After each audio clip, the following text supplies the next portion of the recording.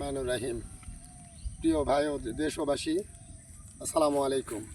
এই যে দেখেন ভাই, আমাদের এই অবস্থা, কৃষকের স্বপ্ন কিভাবে পানির সাথে মিশে যাচ্ছে ভাই। দেখেন, একটা কৃষক কত স্বপ্ন দেখে, স্বপ্নের সে স্বপ্নগুলো ধুলোর সাথে মিশে গেল ভাই এক নিমিষের মধ্যে।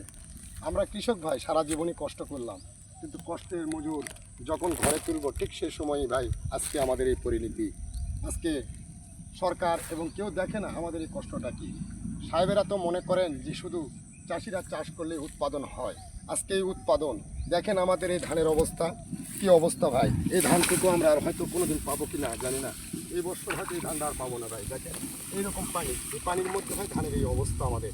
এই পানি বুঝছেন ভাই কী অবস্থা আমাদের। এই অবস্থা দেখেন, এই যে সম্পূর্ণ ধানটি ভাই এরকমভাবে পানির সাথে মিশে গেছে ভাই। আমাদের জীবনের সব স্বপ্ন ভাই ধুলার সাথে মিশে গেল ভাই।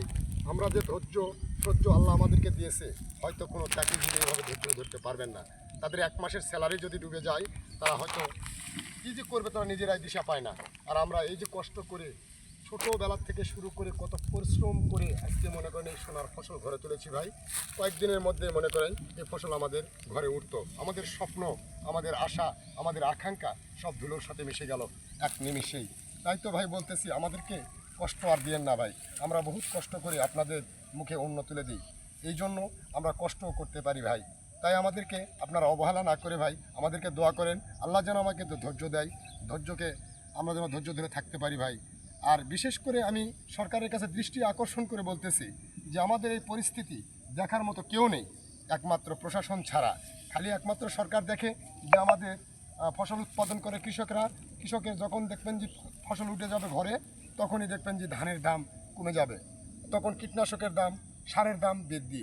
আজকে ভাই আমাদের এই ক্ষতি কে পুষায় দিবে ভাই? সরকারের কাছে দৃষ্টি আকর্ষণ করে বলতেছি, আমাদের এই ভিডিও যদি তাদের কাছে পৌঁছায়, অবশ্যই দৃষ্টি আকর্ষণ করতেছি অবশ্যই আমাদের দিকে তাকানোর জন্য। ধন্যবাদ সবাই।